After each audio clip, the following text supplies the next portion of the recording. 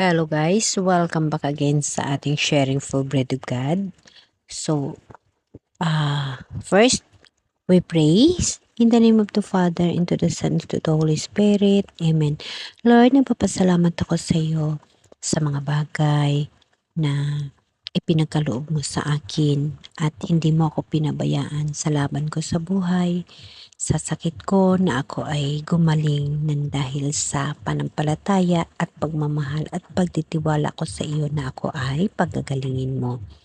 Lord, maraming salamat.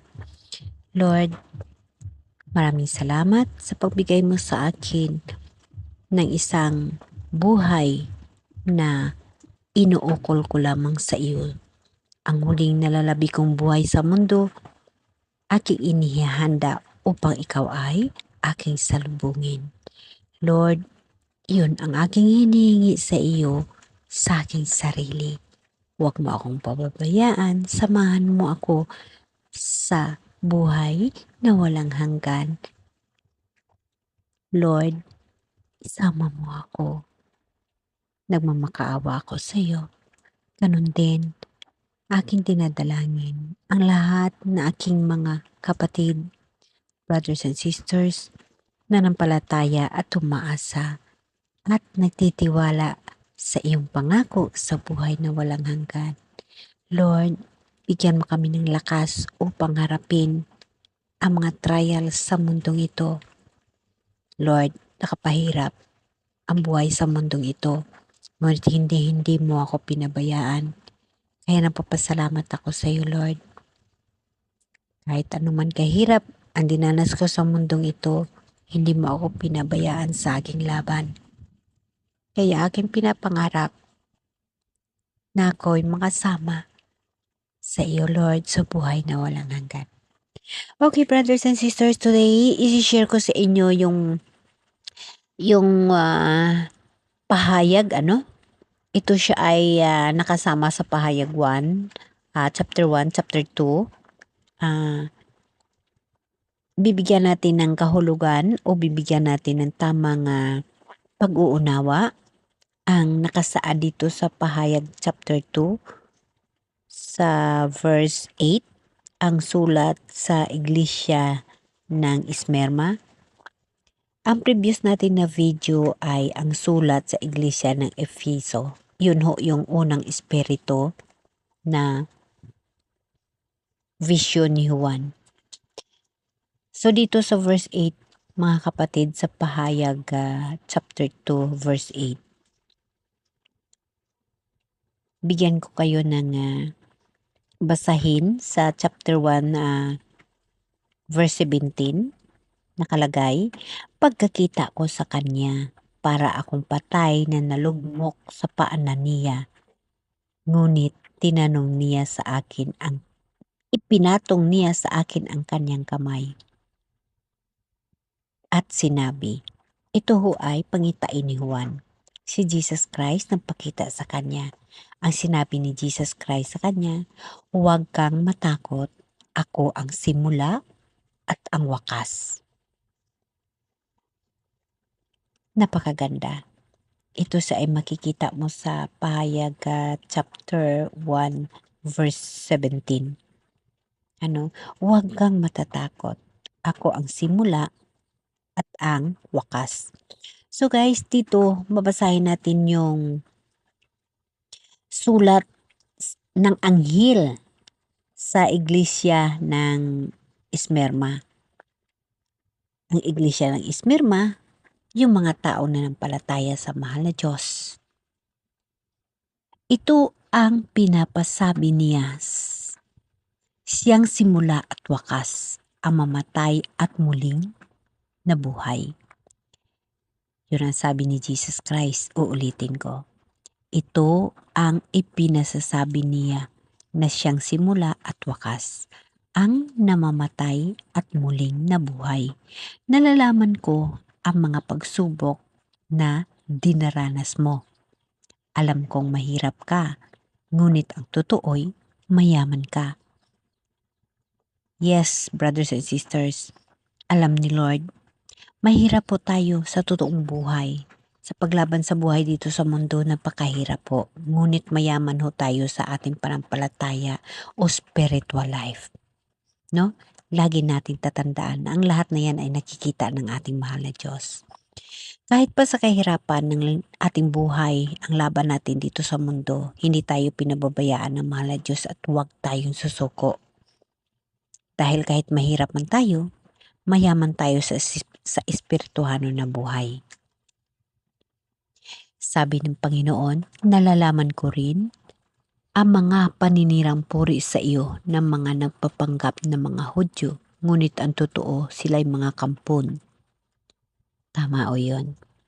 Alam niyo ba guys na tayo mga tao, hindi natin maiwasan na mayroong masasabi ang kapwa natin. Sisiraan tayo o kahit ano pang gagawin nila. Ngunit lagi niyong tatandaan, huwag ho tayong papatalo. Mananatili lang ho tayo sa pagtitiwala sa mahal na Diyos at aasa ho tayo sa mahal na Diyos. Huwag ho tayo papatalo sa mga paninira sa atin sa kahirapan. Amen? Sisters, alam niyo ba na lahat na mga ginagawa natin ay nalalaman ng mahal na Diyos? Lahat ho yun, wala akong nailihim sa Kanya. Kaya sinabi ng ating mahal na Panginoon Hesus sa Pahayagat chapter 2 verse 10, huwag mong katakutan ang mga pag-uusig na malapit mo nang danasin. Tandaan mo, ipabibilang ko ng bad ang ilan sa inyo bilang isang pagsubok. Brothers and sisters, ang sinasabi ng Panginoon, huwag tayong matakot. Kahit ano pang pagsubok ang daranas sa buhay natin, huwag na huwag tayong matakot. Lalaban ho tayo sa agos ng buhay.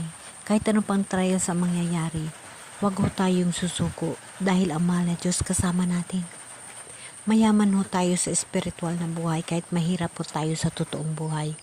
Ngunit mayaman ho tayo sa espiritualong buhay at kasama natin ang mahal na Diyos. Kaya huwag mong katakutan ang mga pag-uusig, no? Lagi natin tatandaan. Ang mahal na Diyos, lagi na sa atin. Tandaan mo, ang mga kahirapan sa buhay, yun yung ating kalaban. Ngunit ang kakampi natin ay ang mahal na Diyos. Lagi natin tatandaan yan. Sabi ng Panginoon, magtitiis kayo sa loob ng 10 araw. Manatili kang matapat hanggang kamatayan. At ipagkaloob ko sa iyo ang putong ng buhay. Kung may pandinig kayo, dinggin ninyo ang sinabi ng Espiritu sa mga iglesia. Ang magtatagumpay ay hindi magdaranas ng pangalawang kamatayan. Napakaganda guys ang pangako natin mahal na Diyos. Kaya wag ho tayong susuko kung ano man ang kahirapan, ang mga trials sa buhay natin na halos ikamatay natin, wag na wag tayong sumuko. Lagi nating tatandaan na ang mahal na Diyos nandyan. Magtiis tayo. Ayon niya dito sa Bible guys, 10 days lang. Napagtiisan natin.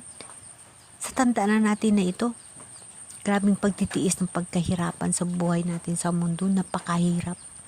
Ang 10 araw, tiisan natin. Ito ho yung mga tinatawag na pag mag-punishment si Jesus sa atin. 10 araw, sa mga nanampalataya sa Kanya, wag ho tayo magbago. Manatili ho tayong matapat hanggang kamatayan. Upang ipagkaloob sa atin ang putong ng buhay. Buhay ho yan na walang hanggan. Ang 10 araw ho na punishment ng ating mahal na Diyos sa atin. Pagtitiisan natin hanggang kamatayan. Magtiiso tayo. Dahil ang ating panampalataya, lubusin natin ipagkatiwala. Magtiiso tayo. hanggang makamit natin ang putong ng buhay. Ang putong ng buhay, ang buhay na walang hanggan. Ang buhay na walang hanggan. Dahil sinabi ng Panginoon, sinabi ni Jesus, ang magtatagumpay ay hindi magdaranas ng pangalawang kamatayan. Dahil alam niyo ba guys, na pag-judge ni Lord, no? So, may 10 araw. Kasi napakaliwanag. Magtiis kayo sa loob ng 10 araw. Manatili kang matapat hanggang kamatayan at ipagkaloob ko sa iyo ang putong ng buhay. 10 days guys. Maging matibay tayo, matapang kasama ang mahal na Diyos upang makamit natin ang putong ng buhay, ang buhay na walang hanggan. Yun ho ang ibibigay sa atin ng mahal na Diyos, ang wala ng pangalawang kamatayan. Dahil sa pag-judge ni Jesus, sa paghukom niya na sa mga tao, mabuhay yung mga namatay, lahat ho tayo hukman. Tayo ay magkaroon ng pangalawang buhay. So, ang pangalawang buhay na yun, pag tayo ay malinis at tayo ay nanampalataya sa mahal na Diyos, ay mabubuhay ho tayo kasama niya.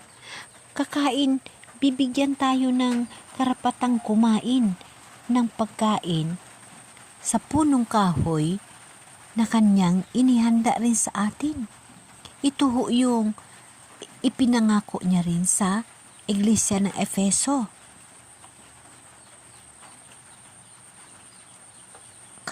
Bibigyan ng karapatang kumain ng bunga ng punong kahoy ng buhay na nasa halaman ng Diyos.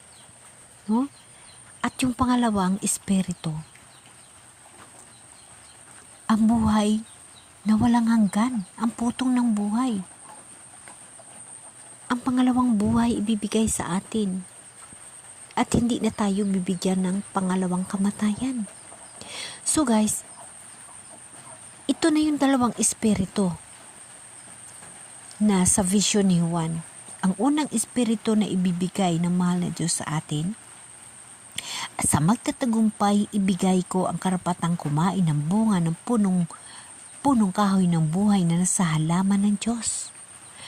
Ito ay para sa Efesyo na ipinahiwatig ng vision ni Juan sa pamaraan ng Espiritu Santo.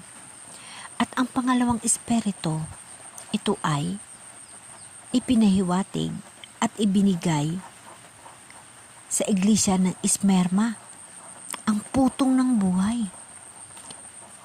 Ang pangalawang buhay.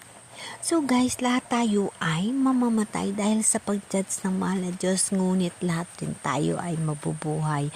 Kaya sisikapin natin na hindi tayo makatanggap ng pangalawang kamatayan. Magbago ho tayo, manatili tayo matapat sa mahal na Diyos, sundin natin ang kautusan ng mahal na Diyos, hindi pa huli ang lahat. Ipakita natin sa mahal na Diyos na tayo ay nanampalataya at nagsisisi sa ating mga kasalanan. Alalahanin nyo guys, lahat ng mga kasalanan natin ay napatawad na ng mahal na Diyos. Lahat ho yun napatawad na dahil sa pagkamatay sa cross. Ang gagawin na lang ho natin, ang paghanda sa pagsalubong sa Kanya.